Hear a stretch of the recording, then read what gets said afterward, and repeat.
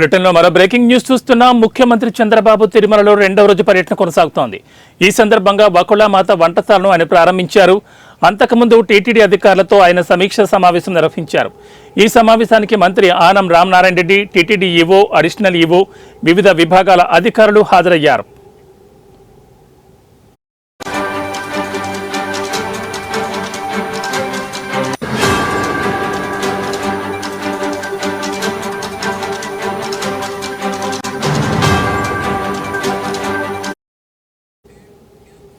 ప్రశాంతతకు ఎక్కడా భంగం కలగకూడదని, ఏ విషయంలోనూ రాజీ పడొద్దన్నారు. భవిష్యత్ నీటి అవసరాలకు తగ్గట్లు నీటి లభ్యత ఉండేలా చూసుకోవాలని ముందస్తు ప్రణాళిక చాలా అవసరమన్నారు చంద్రబాబు. అటవీ ప్రాంతాన్ని 72 నుంచి 80% పైగా పెంచాలని అధికారులకు చంద్రబాబు సూచించారు. అటవీ సంరక్షణతో పాటు అడవుల విస్తరణ కోసం వచ్చే 5 ఏళ్లకు ప్రణాళికతో పనిచేయాలన్నారు సీఎం.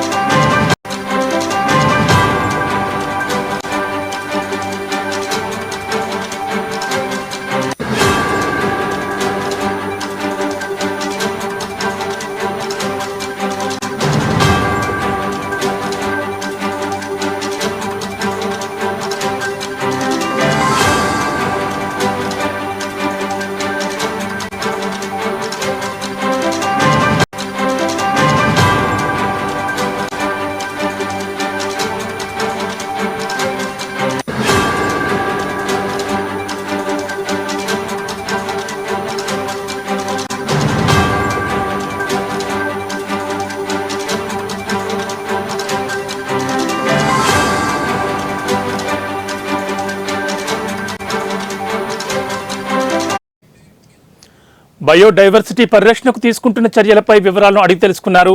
టీటీడీ సేవలపై భక్తుల నుంచి స్పందన తీసుకునే విధానంపై సీఎం ప్రశ్నించారు. వచ్చిన ప్రతి భక్తుడు తమ అనుభవాలపై అభిప్రాయాలు చెప్పే అవకాశం కల్పించాలన్నారు.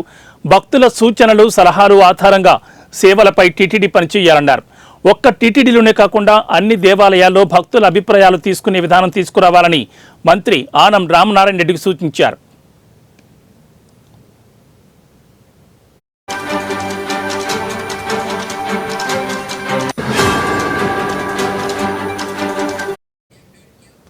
లడ్డూ ప్రసాదం, అన్న ప్రసాదం నాణ్యత పెరిగిందని భక్తులు చెబుతున్నారని, ఇది ఎల్లప్పుడూ పూర్తిగా కొనసాగాలని, మరింత మెరుగుపడాలని సీఎం తెలిపారు.